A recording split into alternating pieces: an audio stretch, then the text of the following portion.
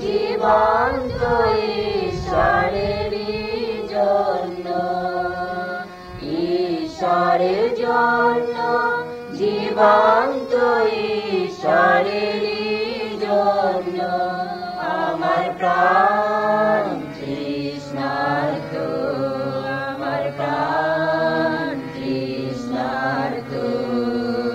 হরিণী যেমন জলস্রোতের আকাঙ্ক্ষা করে। সুসমাচার রেকর্ডিং, দেখা, শোনা ও জীবনযাপন করা। 2 নং ছবির বই। একমাত্র সত্য ঈশ্বরকে যারা চিনতেন, জানতেন, আসুন সে মহান ব্যক্তিদের মধ্যে কয়েকজন সম্পর্কে আমরা কিছু শিক্ষা গ্রহণ করি। এই ব্যক্তিরা বহু বছর পূর্বে এই পৃথিবীতে ছিলেন। ক্যাসেট শুনবার সময়ে কমলা রঙের বইয়ের ছবিগুলো দেখুন। যখন এ ধরনের সংকেত বা বাজনা শুনবেন, তখন পরবর্তী ছবি দেখবেন।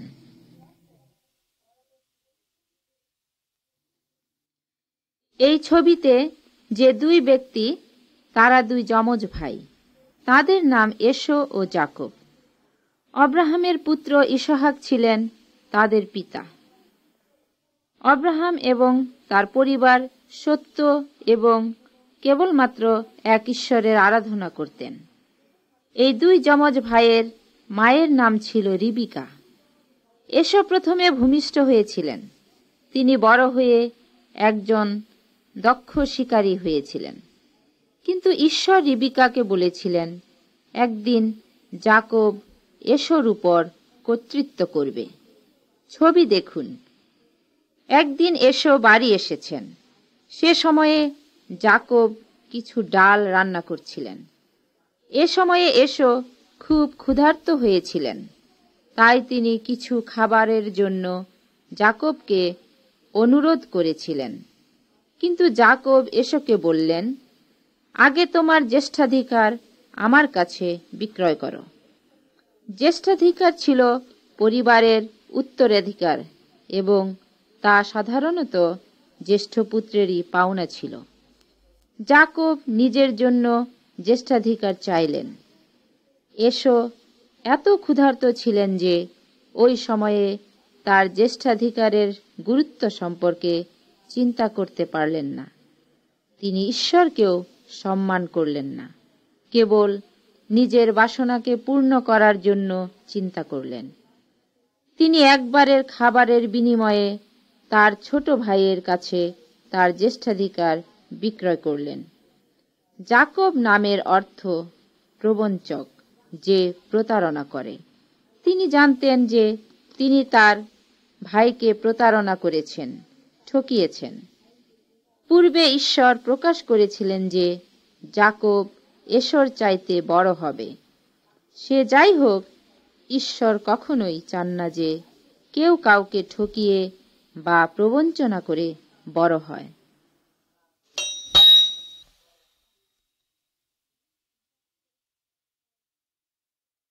যাকব তার বৃদ্ধ পিতা ইসহাককে ঠকিয়েছিলেন। তিনি তার কাছে চালাকি করেছিলেন যেন ইসহাক তাকে জ্যেষ্ঠাধিকারের আশীর্বাদ করতে প্রতিজ্ঞা করেন। এরপর এসো যাকবের উপর এত রাগ করলেন যে তাকে মেরে ফেলতে চাইলেন। রিবিকা যাকবকে দূর দেশে তার ভাইয়ের কাছে পালিয়ে যেতে বললেন। এই ছবিতে আমরা দেখতে পাচ্ছি যাকব তার যাত্রাপথে আছে। রাত্রিতে এক নির্জন জায়গায় তিনি শুয়ে পড়লেন। যখন তিনি ঘুমালেন, তখন তিনি স্বপ্ন দেখলেন। তিনি দেখলেন স্বর্গ থেকে পৃথিবী পর্যন্ত এক সিঁড়ি নেমে এসেছে। ঈশ্বরের দূতেরা ওই সিঁড়ি দিয়ে ওঠানামা করছে। ঈশ্বর যাকবের সঙ্গে কথা বললেন ও বললেন, আমি সদাপ্রভু, তোমার পিতা আব্রাহাম ও ইসহাকের ঈশ্বর। এই যে স্থানে তুমি শুয়ে আছো, এই দেশ আমি তোমাকে ও তোমার বংশধরদের দেব। তুমি যেখানে যেখানে যাবে আমি তোমার সহবর্তী থাকব। যখন যাকব জেগে উঠলেন, তিনি বুঝতে পারলেন যে তিনি সত্য ও জীবিত ঈশ্বরকে দেখেছেন। ঈশ্বরের পক্ষে স্বর্গ থেকে এসে মানুষের সঙ্গে কথা বলা সম্ভব। তিনি জানতেন যাকব একজন প্রবঞ্চক, কিন্তু ঈশ্বর মানুষকে তার মন্দ পথ থেকে ফিরাতে পারেন।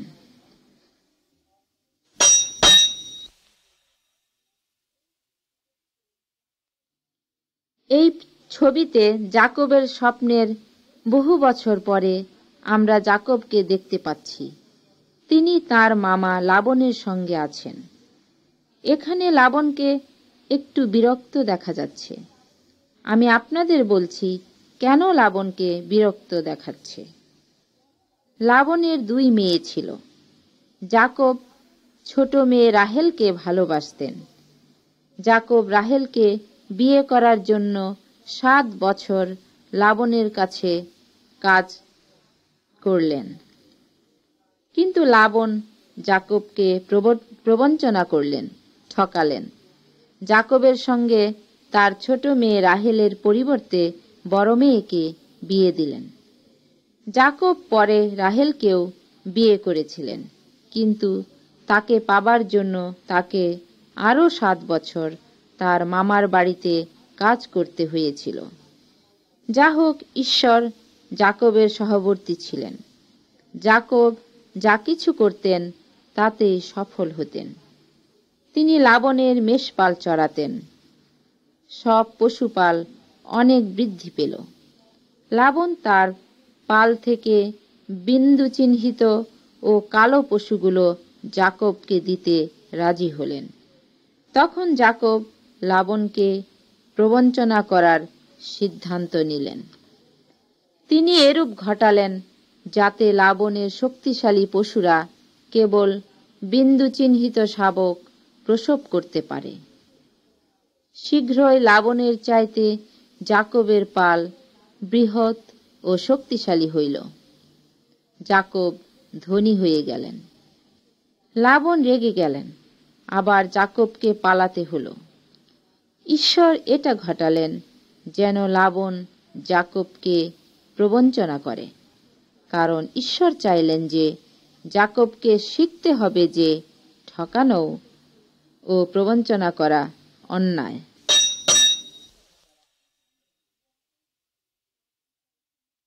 যাকব তার পিতা ইসহাকের দেশে ফিরে যেতে চাইলেন, কিন্তু তিনি তার ভাই এসোকে ভয় করলেন।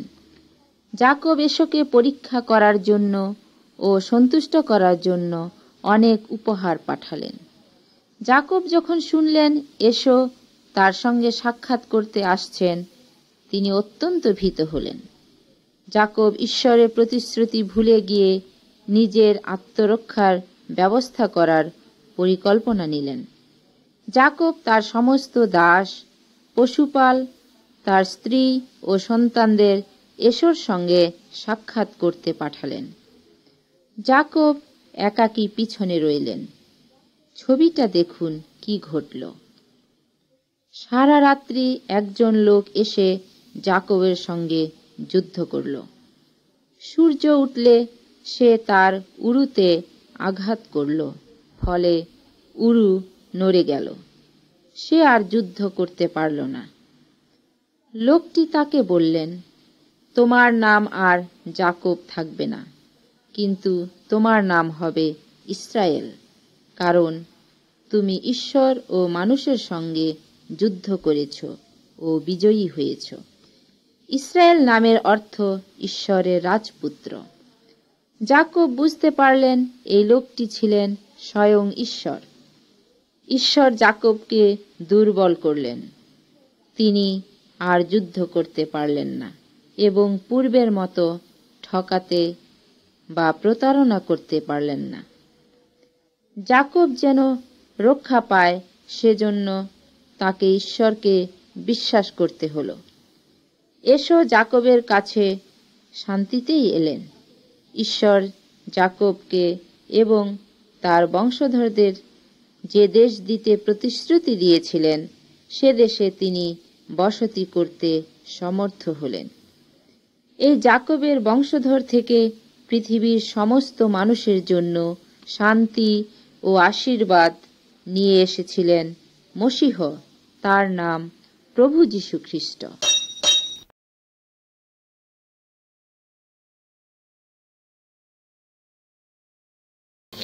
সমুদয় জাতি করতালি দাও, সমুদয় জাতি করতালি দাও, আনন্দ রবে ঈশ্বরের উদ্দেশ্যে জয়ধ্বনি করো, আনন্দ রবে ঈশ্বরের উদ্দেশ্যে জয়ধ্বনি করো। সমুদয় জাতি করতালি দাও, সমুদয় জাতি করতালি দাও, কেননা পরাৎপর সাদা প্রভু ভয়াবহ, কেননা পরাৎপর সাদা প্রভু ভয়াবহ, তিনি সমস্ত পৃথিবীর উপরে মহান রাজা, তিনি সমস্ত পৃথিবীর উপরে মহান রাজা। সমুদয় জাতি করতালি দাও, সমুদয় জাতি করতালি দাও। ছবি নাম্বার 5। যাকব, যার নাম ইসরায়েল, তার 12 জন ছেলে ছিল। তার স্ত্রী রাহেলের প্রথম ছেলে যোসেফ তার অত্যন্ত প্রিয় পুত্র ছিল। যাকব যোসেফকে যে কত ভালোবাসতেন তার নিদর্শন স্বরূপ তাকে একটা বিশেষ পোশাক তিনি দিয়েছিলেন।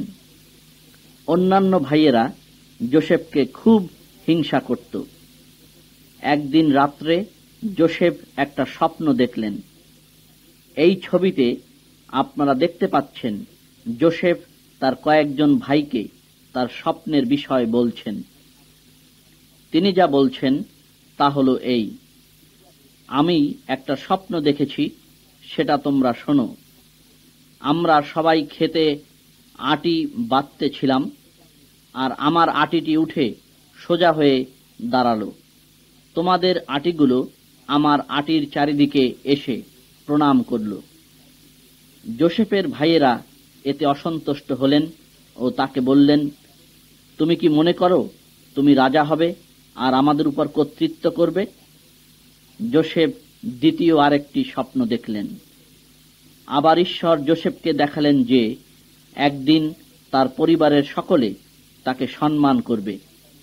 যোসেফের ভাইয়েরা তার স্বপ্নের জন্য তাকে ঘৃণা করল, কিন্তু ঈশ্বর তার সহবর্তী ছিলেন, কারণ যোসেফের জন্য ঈশ্বরের বিশেষ কাজ ছিল।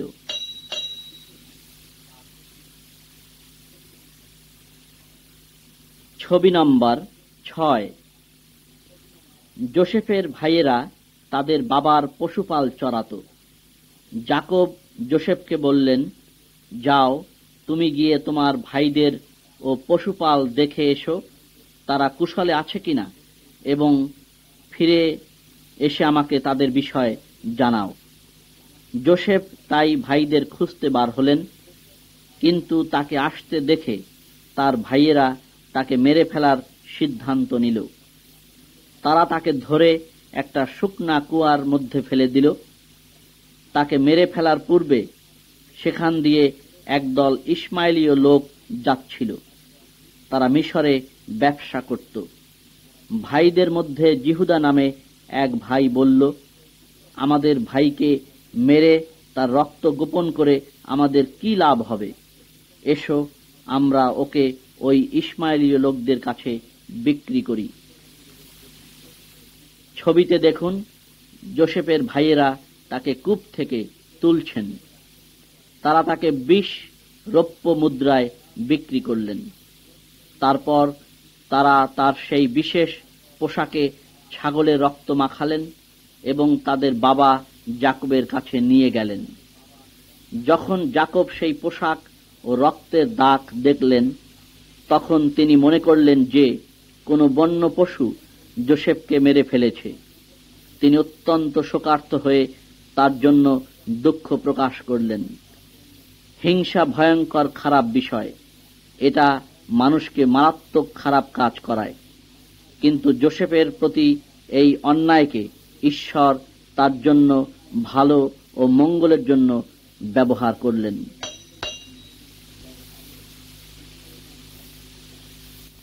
ছবি নম্বর 7। ইসমাইলীয় লোকেরা যোসেফকে মিশরে নিয়ে গেল। সেখানে তারা তাকে পটিফর নামে এক বিশেষ লোকের কাছে দাস রূপে বিক্রি করল। ঈশ্বর যোসেফের সহবর্তী ছিলেন, তাই তিনি যা কিছু করতেন সবকিছুতে তিনি সফল হতেন।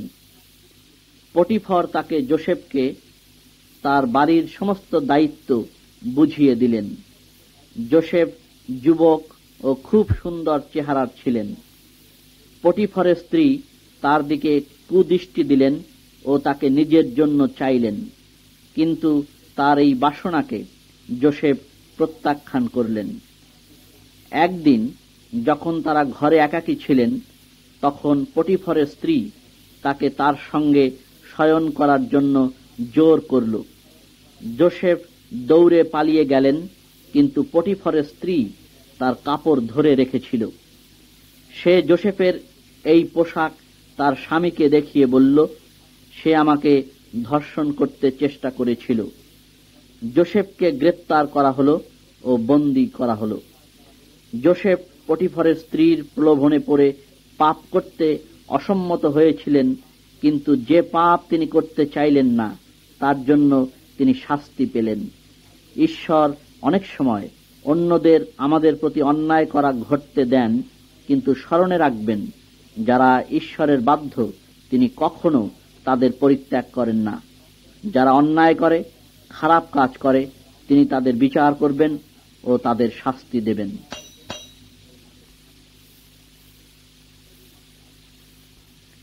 ছবি নাম্বার 8।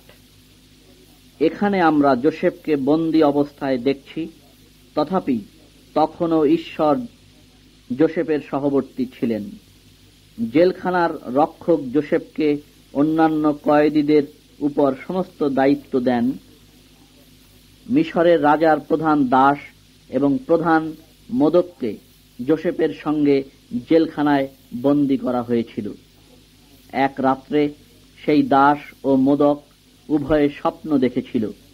তারা খুব চিন্তায় পড়ল, তারা ওই স্বপ্নের অর্থ বুঝতে পারল না।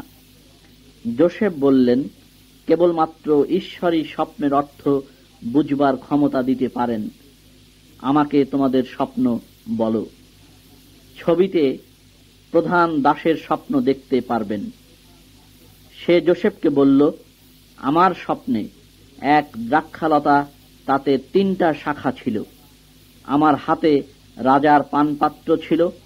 আমি যেন ওই দ্রাক্ষালতার দ্রাক্ষাফল থেকে রস নিংড়ায়ে পানপাত্রে নিয়ে রাজাকে দিলাম। যোসেফ সেই দাসকে তার স্বপ্নের অর্থ বললেন। তিনি বললেন, 3 দিন পরে রাজা তোমাকে মুক্ত করে তোমাকে পূর্বপদে নিয়োগ করবেন। মোদকও যোসেফকে তার স্বপ্ন বলল। যা হোক, মোদকের স্বপ্নের অর্থ 3 দিন পরে তাকে মরতে হবে। যোসেফ যেমন বলেছিলেন ঠিক সেইভাবে দাসটি রাজার কাজে ফিরে গেল এবং রাজা মোদককে মৃত্যুদণ্ডাজ্ঞা দিলেন। যোসেফ ওই দাসকে অনুরোধ করেছিলেন যেন তার মুক্তির জন্য সাহায্য করে, কিন্তু দাসটি এসব ভুলে গেল। যোসেফ আরো 2 বৎসর বন্দী ছিলেন, কিন্তু ঈশ্বর তাকে ভুলে যাননি।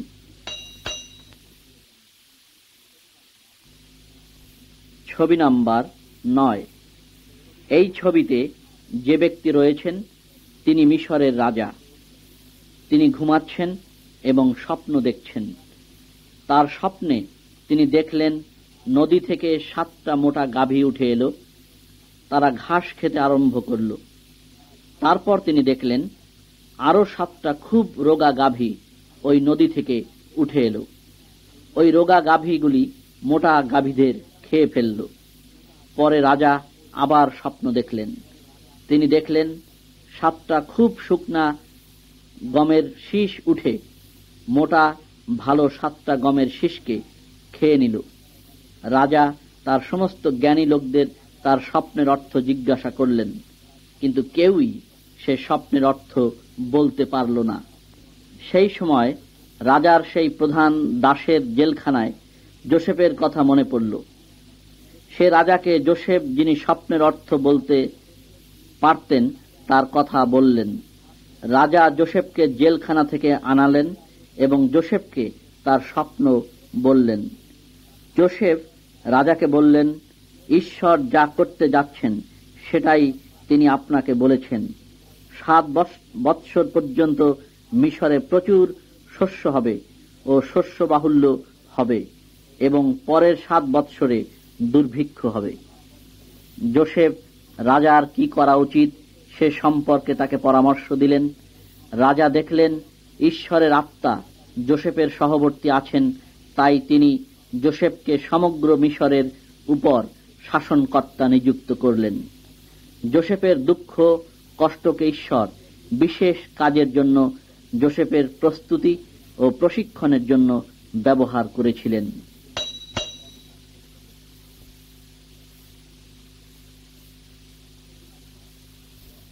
ছবি নাম্বার 10।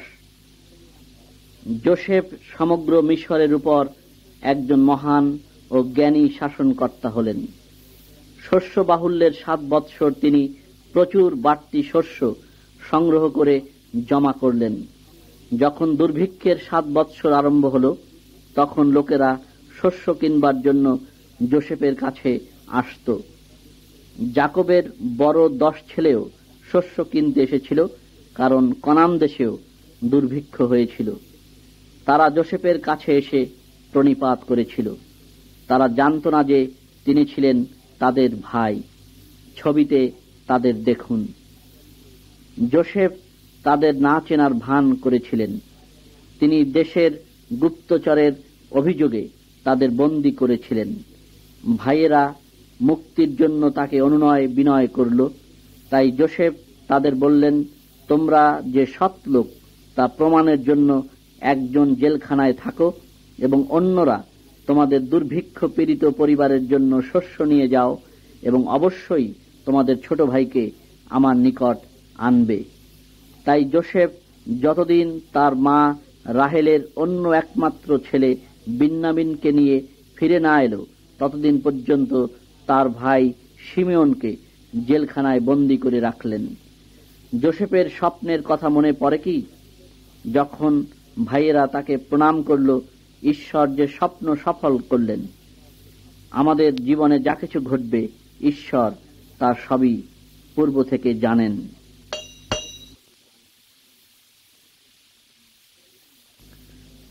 ছবি নাম্বার 11। যখন যোসেফের ভাইদের আর কোনো খাবার ছিল না, তখন আবার তাদের মিশরে যেতে হলো। যোসেফের আদেশ অনুসারে তারা তাদের ছোট ভাই বিন্যামিনকে সঙ্গে নিয়ে গেল। যোসেফ তার ভাইদের এবং বিন্যামিনকে দেখে খুব খুশি হলেন, কিন্তু তখনও তিনি তাদের বলেননি যে তিনি কে। তিনি তাদের আরো শস্য দিলেন ও তাদের পাঠিয়ে দিলেন, কিন্তু গোপনে তিনি তাদের ব্যাগে সমস্ত টাকা ও তার নিজের রূপার পানপাত্র শস্যের মধ্যে ঢুকিয়ে দিলেন। যোসেফ তার কর্মচারীদের বলে দিলেন যেন তার ভাইদের পথ থেকে ধরে নিয়ে আসা হয়। দাসেরা অর্থাৎ কর্মচারীরা তার ভাইদের চুরির দায়ে দোষী করল। অত্যন্ত ভীত হয়ে ভাইয়েরা যোসেফের কাছে ফিরে গেল। আর একবার তারা সকলে যোসেফকে প্রণাম করে তার করুণা ভিক্ষা করল। যোসেফ আর নিজের বিষয় গোপন রাখতে পারলেন না। তিনি বিন্যামিনকে জড়িয়ে ধরে খুব কাঁদলেন এবং বললেন, আমি তোমাদের ভাই যোসেফ, যাকে মিশরগামীদের কাছে বিক্রি করেছিলে। কিন্তু এজন্য তোমরা দুঃখ করো না, কারণ প্রাণ রক্ষা করার জন্য ঈশ্বর তোমাদের অগ্রে আমাকে পাঠিয়েছেন। ঈশ্বর আমাকে সমস্ত মিশরের উপর শাসনকর্তা নিযুক্ত করেছেন। শীঘ্র আমার বাবার কাছে গিয়ে আমার কথা বলো ও শীঘ্র করে আবার আমার কাছে ফিরে এসো, কারণ এখনো 5 বৎসর দুর্ভিক্ষ হবে এবং আমি চাই না তোমরা ও তোমাদের পরিবার ক্ষুধায় কষ্ট পাও।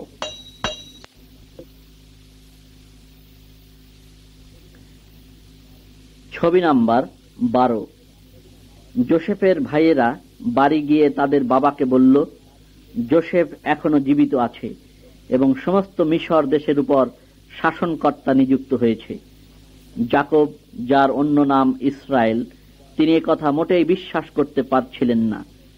শীঘ্র যাকব ও তার পরিবারের সবাই এবং তাদের যা কিছু ছিল সব নিয়ে তারা মিশরে বাস করার জন্য গেল। যাকব যোসেফকে আবার দেখতে পেয়ে না জানি কত খুশি হয়েছিলেন। এই ছবিতে আপনারা বৃদ্ধ যাকব এবং মিশরে যোসেফকে দেখতে পাচ্ছেন। যাকব যোসেফের 2 ছেলে মনশী ও ইফ্রাইমকে আশীর্বাদ করছেন। ইফ্রাইমকে তিনি জ্যেষ্ঠাধিকারের আশীর্বাদ করলেন ও বললেন, ঈশ্বর তাকে মহান ও অগ্রগণ্য করেছেন। ইসরায়েল দেশের মধ্যে যোসেফ এবং ইফ্রাইমের বংশধরেরা এক বিরাট বংশ হয়ে গেল। যাকব মিশরে মারা গেলেন। তখন যোসেফের ভাইদের ভয় হল এবং বলল, আমরা তার প্রতি যে অন্যায় করেছি, এখন যদি সে তার প্রতিফল দেয় তাহলে আমরা কি করব? তারা যোসেফের কাছে এই বলে এক খবর পাঠালো, দয়া করে আমাদের ক্ষমা করো। কিন্তু যোসেফ বললেন, তোমরা আমার বিরুদ্ধে যে অনিষ্ট কল্পনা করেছিলে, ঈশ্বর তা মঙ্গলে পরিণত করলেন, যেন বহুজনের জীবন রক্ষা পায়। যোসেফ একজন মহান ব্যক্তি ছিলেন, কারণ ঈশ্বরের আত্মা সর্বদা তার সহবর্তী ছিল। বন্ধুগণ, আপনারাও যোসেফের সেই মহান ঈশ্বরকে জানতে পারেন। আপনারা তাকে বিশ্বাস ও সম্মান করতে পারেন। আপনার জীবনের জন্য ঈশ্বরের পরিকল্পনা আছে। আপনার জীবনে যে অনিষ্টকর বিষয় আছে, কেবলমাত্র তিনি তা আপনার এবং অপরের মঙ্গলের জন্য ব্যবহার করতে পারেন। ছবি নং 13। মসি যোসেফের জন্মের 300 বছর পরে জন্মগ্রহণ করেন, অর্থাৎ অনেক অনেক বছর পূর্বের কথা। তার পিতামাতা ইসরায়েলের বংশধর ছিলেন। যোসেফের মৃত্যুর পরে ইসরায়েলীয়রা মিশরে থেকে গেল। এই ইসরায়েলীয়রা বহু বংশ হয়ে বৃদ্ধি পেল এবং ইব্রিয় নামে এক বিরাট জাতিতে পরিণত হল। মিশরের রাজা ইব্রিয়দের প্রতি নির্দয় ব্যবহার করতে আরম্ভ করল।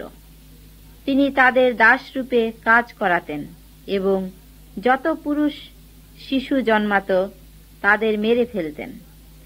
যখন মসির জন্ম হল, তার মা তাকে লুকিয়ে রাখল। তিনি তাকে একটা ঝুড়িতে করে নদীতে নলবনে লুকিয়ে রাখলেন। মসির বোন মরিয়ম তার প্রতি খেয়াল রাখার জন্য কাছেই দাঁড়িয়েছিল। কি ঘটছে সেটা ছবিতেই দেখুন। রাজার মেয়ে নদীতে স্নান করতে এলো। তিনি নলবনের মধ্যে ঝুড়িটা পেলেন। তিনি ঝুড়িটা খুলে এক ইব্রিয় শিশু দেখতে পেলেন। মসি কাঁদতে শুরু করল। রাজকন্যার তার প্রতি করুণা হল। মরিয়ম বলল, আপনার জন্য এই শিশুকে পালন করতে আমি কি একজন ইব্রিয় স্ত্রীলোককে নিয়ে আসব? রাজকন্যা বললেন, হ্যাঁ, যাও। তাই মরিয়ম মসির মাকে তার লালন পালনের জন্য নিয়ে এলো। মসি রাজকন্যার প্রাসাদে বড় হয়ে উঠলেন। একজন মিশরীয় যেভাবে শিক্ষা দীক্ষা পেয়ে বড় হয়, সেরকম সব রকম শিক্ষা দিয়ে মসিকে বড় করা হলো এবং মসি একজন শক্তিশালী ও বিখ্যাত ব্যক্তি হয়ে উঠলেন। ছবি নং 14। একদিন মসি কিভাবে মিশরীয়রা ইব্রিয়দের নির্দয়ভাবে কাজ করায় তা দেখছিলেন। তিনি দেখছিলেন একজন মিশরীয় কিভাবে একজন ইব্রিয়কে মারছিল। মসি তার নিজের জাতিকে সাহায্য করতে চেয়েছিলেন, তাই তিনি সেই মিশরীয়কে হত্যা করেছিলেন। তিনি মনে করেছিলেন কেউ তাকে দেখেনি, কিন্তু একথা রাজার কানে গেল। তাই মোশিকে রাজার কাছ থেকে পালিয়ে যেতে হল। তিনি এক নির্জন স্থানে গেলেন। 40 বছর পর্যন্ত তিনি সিনয় পাহাড়ের কাছাকাছি ছিলেন। সেখানে ঈশ্বর ভবিষ্যৎ কাজের জন্য তাকে শিক্ষা দিয়ে প্রস্তুত করলেন। মোশি জিত্রো নামে এক ব্যক্তির মেষপাল চড়াতেন। মিশরে সবসময় ইব্রিয়রা বহু কষ্টের মধ্যে ছিলেন, তাই তারা ঈশ্বরের কাছে ক্রন্দন করেছিলেন, আর ঈশ্বর তা শুনেছিলেন। একদিন মোশি এক অদ্ভুত জিনিস দেখলেন। তিনি দেখলেন একটা ঝোপ আগুনে জ্বলছে, কিন্তু পুড়ে যাচ্ছে না। তখন সে আগুন থেকে ঈশ্বর মোশির সঙ্গে কথা বললেন। ঈশ্বর বললেন, মোশি, মোশি, তোমার পায়ের জুতা খুলে ফেলো, এ আগুনের কাছে এসো না। যে স্থানে তুমি দাঁড়িয়ে আছো এ পবিত্র স্থান। আমি তোমার পিতার ঈশ্বর, আব্রাহাম, ইসহাক, যাকবের ঈশ্বর। আমি মিশরস্থ আমার সন্তানদের কষ্ট দেখেছি, এবং আমি তোমাকে মিশর রাজ ফরনের নিকট পাঠাচ্ছি, যেন তুমি আমার লোকদের ওই দেশ থেকে বের করে আনতে পারো। মোশি মিশর রাজের কাছে ফিরে যেতে খুবই ভীত ছিলেন। তিনি আরো ভীত ছিলেন যে ইব্রিয়রা তাকে নেতা হিসাবে গ্রহণ করতে চাইবে না। তাই ঈশ্বর মোশিকে বললেন, আমি যে আছি সেই আছি, আমাকে তোমাদের কাছে পাঠিয়েছেন। ইসরায়েলীয়দের আরো বলো, তোমাদের পিতৃপুরুষদের ঈশ্বর আমাকে তোমাদের কাছে পাঠিয়েছেন।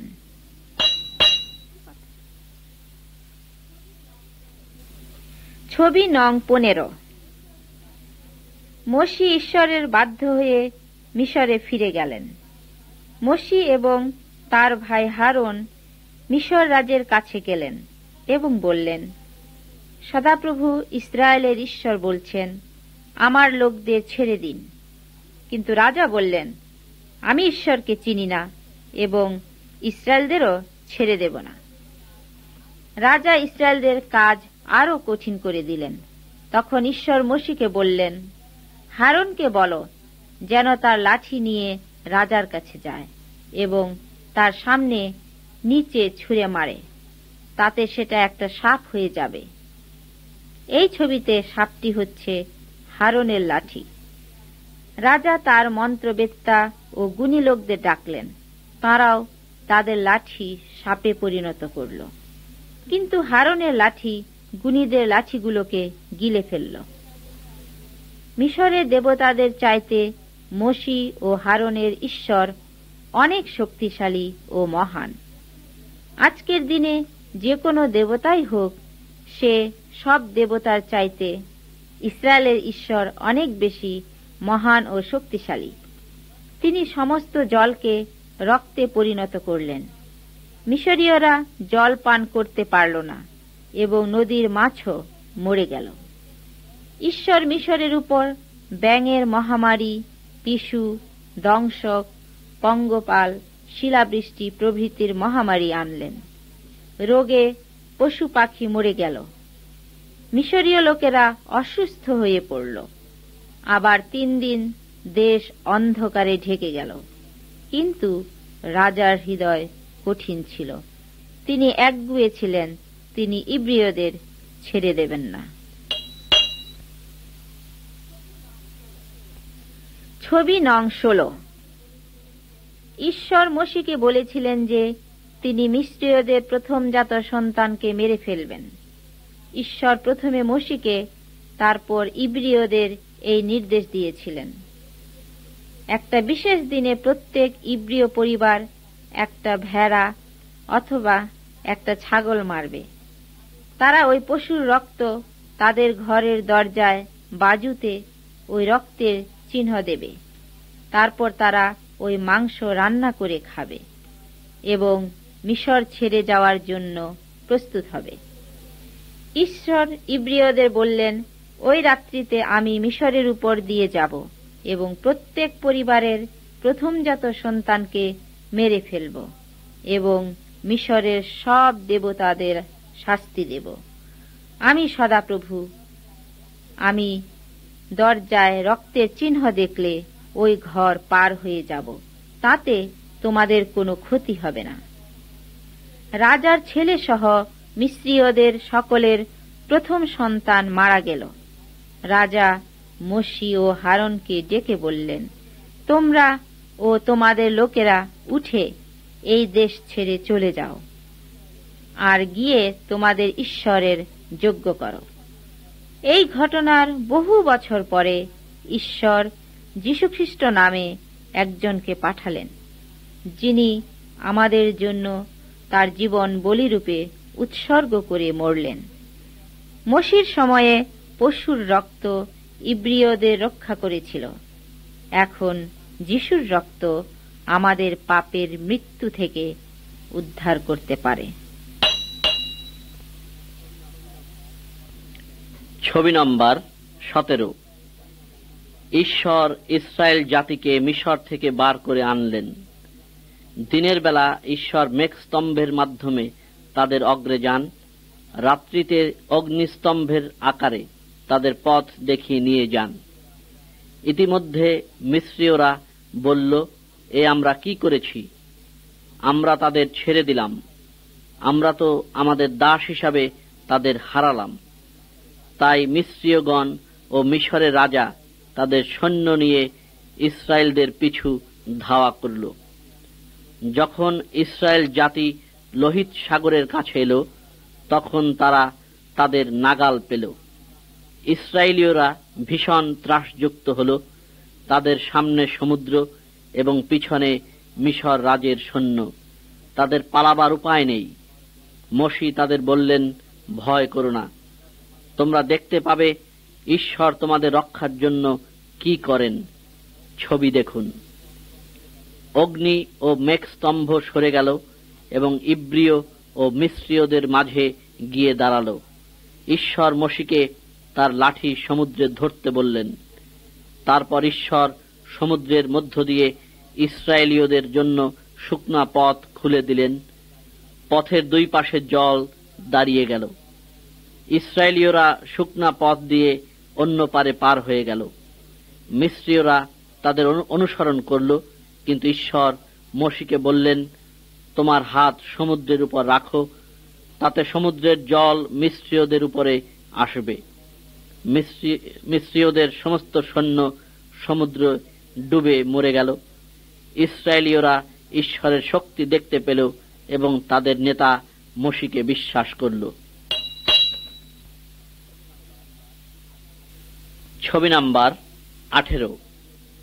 মোশি ইসরায়েল লোকদের সমুদ্র থেকে প্রান্তরে নিয়ে গেলেন। লোকদের যথেষ্ট খাবার না থাকায় তারা বচসা শুরু করল।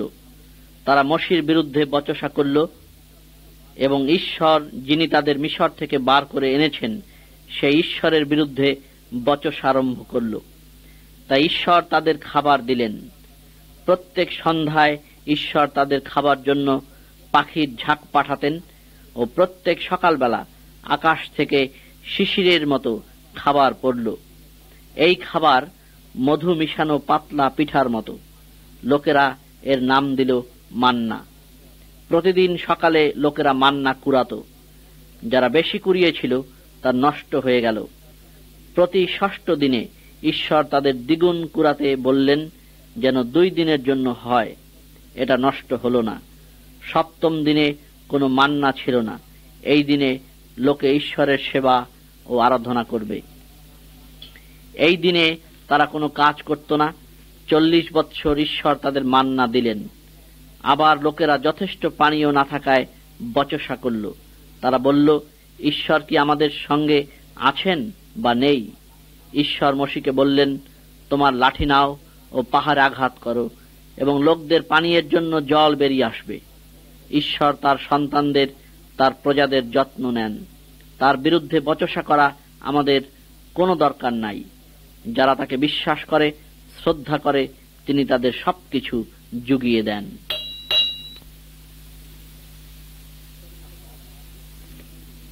ছবি নাম্বার 19। ইসরায়েল জাতি মিশর ছেড়ে আসার 3 মাস পরে তারা সিনয় পর্বতে এলো। সেখানে ঈশ্বর মোশির সঙ্গে কথা বললেন এবং বললেন, যদি তোমরা আমার বাধ্য থাকো ও আমার কথা শুনো, তবে তোমরা আমার প্রজা হবে এবং তোমরা আমার সেবা করবে। তারপর লোকেরা যেন তাকে দেখতে পায়, এই জন্য ঈশ্বর সিনয় পর্বতে নেমে এলেন। সেখানে ঘন মেঘ হলো, বিদ্যুৎ চমকালো, ভীষণ বাজ পড়ল এবং তুরিধ্বনি হলো। লোকেরা খুব ভয় পেল এবং পাহাড়ের কাছে যেতে সাহস করল না। মোশি পাহাড়ের উপর গেলেন এবং ঈশ্বর তার সঙ্গে কথা বললেন। তিনি বললেন, আমি তোমার ঈশ্বর সদাপ্রভু, আমার সাক্ষাতে তোমার অন্য কোনো দেবতা না থাকুক। কোনো প্রতিমার সম্মুখে প্রণিপাত করো না বা তার পূজা করো না। আমার নাম অনর্থক কারণে মুখে আনিও না। সপ্তম দিনটি স্মরণ রেখো এবং তা পবিত্রভাবে পালন করো। আমার আরাধনা করো। তোমার বাবা ও মাকে সম্মান করো। নরহত্যা করো না, ব্যভিচার করো না, চুরি করো না, কাউকে মিথ্যাভাবে দোষী করো না, অন্যের জিনিসে লোভ করো না, তাদের জিনিস নিয়ে নেওয়ার চেষ্টা করো না। এইগুলো হচ্ছে ঈশ্বরের নিয়ম। ঈশ্বর এগুলো পাথরের ফলকের উপর লিখেছিলেন এবং মোশি পাহাড় থেকে এইগুলো নিয়ে লোকদের কাছে নেমে এলেন। যারা এই নিয়মগুলো রক্ষা করল তারা ঈশ্বরকে সুখী করতে পারল, কিন্তু যারা এই নিয়মগুলো পালন করল না তারা ঈশ্বরের শাস্তি, মৃত্যুর যোগ্য।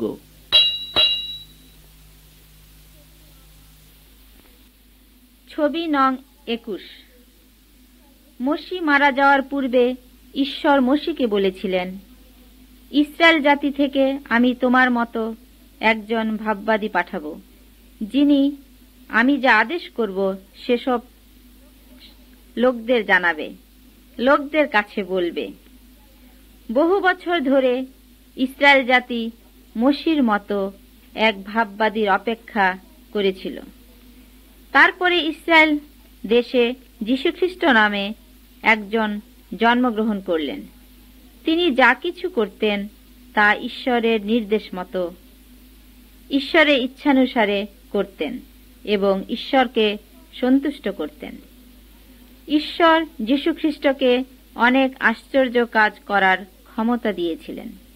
তিনি বহু রোগীকে সুস্থ করেছিলেন। তিনি ছিলেন ঠিক মোশির মতো, এমনকি তিনি প্রান্তরের লোকদের খাবার দিয়েছিলেন। ছবি দেখুন এবং যা ঘটেছিল তা দেখুন। যিশুর শিক্ষা শোনার জন্য এই নির্জন জায়গায় কত অসংখ্য লোক। যখন সন্ধ্যা হলো তখন তাদের খুব ক্ষুধা লাগলো, কিন্তু তাদের কাছে কোনো খাবার ছিল না। একটা ছোট ছেলের কাছে 5খানা রুটি ও 2টা মাছ ছিল। এই সামান্য খাদ্য এত লোকের জন্য যথেষ্ট নয়। সেখানে 5000-এরও বেশি লোক ছিল। যিশু এই রুটি ও মাছ নিলেন এবং ঈশ্বরের ধন্যবাদ করলেন। তারপর এই রুটি ও মাছ সমস্ত লোকদের মধ্যে বিতরণ করলেন। যিশুর বন্ধুরা অবশিষ্ট খাবার সংগ্রহ করল, তাতে 12 ডালি পূর্ণ হল। লোকেরা আশ্চর্য হয়ে বলল, ইনি সত্যি একজন ভাববাদী। যিশু লোকদের বললেন, আমি জীবন খাদ্য। তোমাদের পিতৃপুরুষেরা প্রান্তরে মান্না খেয়েছিলেন, কিন্তু তারা মারা গেছেন। আমি জীবন্ত খাদ্য। যদি কেউ এই খাদ্য গ্রহণ করে সে মরবে না, অনন্তকাল বেঁচে থাকবে।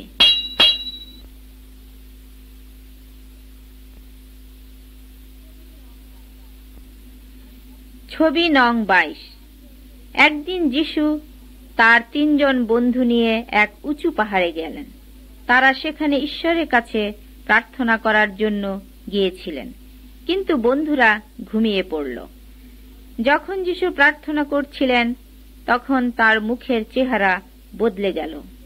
তার সাদা কাপড় আরো উজ্জ্বল হয়ে গেল। তার সঙ্গে আরো 2 জন লোক দেখা গেল। একজন ছিলেন মোশি, অন্যজন ছিলেন এলিয় নামে এক ভাববাদী। তারা যীশুখ্রিস্ট জন্মাবার শত শত বছর পূর্বে এই পৃথিবীতে ছিলেন। যিশুর বন্ধুরা এই সময় তাদের যিশুর সঙ্গে কথা বলতে দেখলেন। যিশু জানতেন তিনি শীঘ্রই মরতে যাচ্ছেন। তিনি মসীহ ও এলিয়ের সঙ্গে তার মৃত্যু সম্পর্কে কথা বলছিলেন। 3 বন্ধু ঘুম থেকে জেগে উঠলেন এবং মসীহ ও এলিয়ের সঙ্গে যিশুকে দেখতে পেলেন। তারা সবাই খুব ভয় পেয়েছিল। একটা মেঘ এসে তাদের সবাইকে ঢেকে দিল। মেঘের মধ্য থেকে একটা স্বর কথা বলল এবং এই বলল, ইনি আমার পুত্র, আমার মনোনীত, ইহার কথা শুনো। স্বর থেমে গেল এবং মসীহ ও এলিয়াও অদৃশ্য হয়ে গেলেন। মসীহ ইসরায়েল দেশে ঢুকবার আগেই মারা যান। তিনি স্বর্গে ঈশ্বরের সঙ্গে থাকবার জন্য চলে গেলেন। আমাদের ঈশ্বরের কাছে যাওয়ার পথ দেখাবার জন্য যিশুকেও মরতে হয়েছিল। এই হচ্ছে সেই মহান প্রতিশ্রুতি যা ঈশ্বর আমাদের দিয়েছেন। যারা যিশুর অনুসরণ করে তাদের সকলের জন্য মৃত্যুর পরে রয়েছে এই আশ্চর্য জীবন।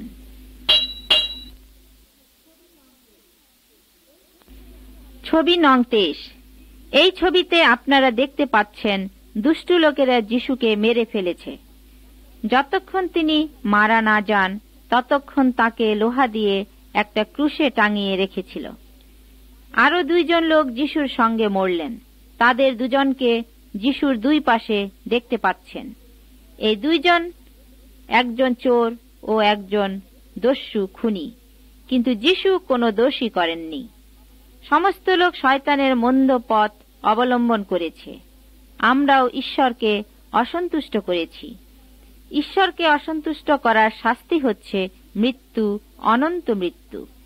যিশু যখন ক্রুশে মরলেন তখন আমাদের সমস্ত শাস্তি তিনি নিজে বহন করলেন। তিনি যখন মরলেন তখন আমাদের হয়ে তিনি শয়তানকে পরাজিত করলেন। মসীহ যেভাবে পিতলের সাপকে কাঠে ঝুলিয়েছিলেন, ঠিক সেইভাবে ক্রুশের কাঠে যিশুকে ঝুলতে হয়েছিল। যারা এই ক্রুশের দিকে দেখবে এবং যিশুকে বিশ্বাস করবে তারা সকলে সে অনন্ত মৃত্যু থেকে রক্ষা পাবে। কারণ ঈশ্বর জগৎকে এমন প্রেম করলেন যে তার একমাত্র পুত্রকে পাঠালেন, যেন যারা তাকে বিশ্বাস করে তারা বিনষ্ট না হয়, তারা মরে না যায়, কিন্তু অনন্ত জীবন পায়। ছবি নং 24। যিশুকে একটা কবরে কবরস্থ করা হলো। তার মৃত্যুর 3 দিন পরে তিনি আবার জীবিত হলেন। অনেক লোক তাকে দেখেছে। ছবিতে আপনিও তাকে দেখতে পাচ্ছেন। পৃথিবীতে 40 দিন থাকার পর ছবিতে আপনি যেমন দেখছেন ঠিক তেমনি ভাবে যিশু স্বর্গে চলে গেলেন। তার বন্ধুরা আশ্চর্য হয়ে এই ঘটনা দেখছিলেন। যিশু আজও স্বর্গে আছেন, মসীহও স্বর্গে আছেন। মসীহ ছিলেন একজন মহান নেতা ও ঈশ্বরের ভাববাদী, কিন্তু যিশু ছিলেন ঈশ্বরের পুত্র, যিনি নিজে ঈশ্বর এবং ঈশ্বরকে আমাদের কাছে প্রকাশ করলেন। যিশু হচ্ছেন সেই ব্যক্তি যিনি ঈশ্বর ও মানুষের মধ্যে মিলন ঘটান। মসীহ যখন লোহিত সাগরের মধ্য দিয়ে ইসরায়েল জাতিকে পার করে নিয়ে গেলেন তখন তাদের রক্ষা করেছিলেন, উদ্ধার করেছিলেন। কিন্তু যিশু এসেছিলেন যারা তার অনুসরণ করে তাদের সকলকে রক্ষা করতে, উদ্ধার করতে। আমাদের দেহের মৃত্যু হবে, কিন্তু আমরা প্রত্যেকেই জীবিত থাকব। হয় আমরা শয়তানের সঙ্গে নরকে অথবা ঈশ্বরের সঙ্গে স্বর্গে বেঁচে থাকব। একদিন যিশু পৃথিবীতে ফিরে আসবেন। তিনি যেভাবে স্বর্গে গেলেন সেইভাবে আসবেন। যারা তাকে বিশ্বাস করে তিনি তাদের সকলকে স্বর্গে ঈশ্বরের সঙ্গে থাকবার জন্য নিয়ে যাবেন। প্রিয় বন্ধুগণ, মসীহ এবং যিশুর এই সত্য গল্প সম্বন্ধে গভীরভাবে চিন্তা করুন। প্রভু যিশুতে বিশ্বাস করুন। আপনি রক্ষা পাবেন, আপনি উদ্ধার পাবেন।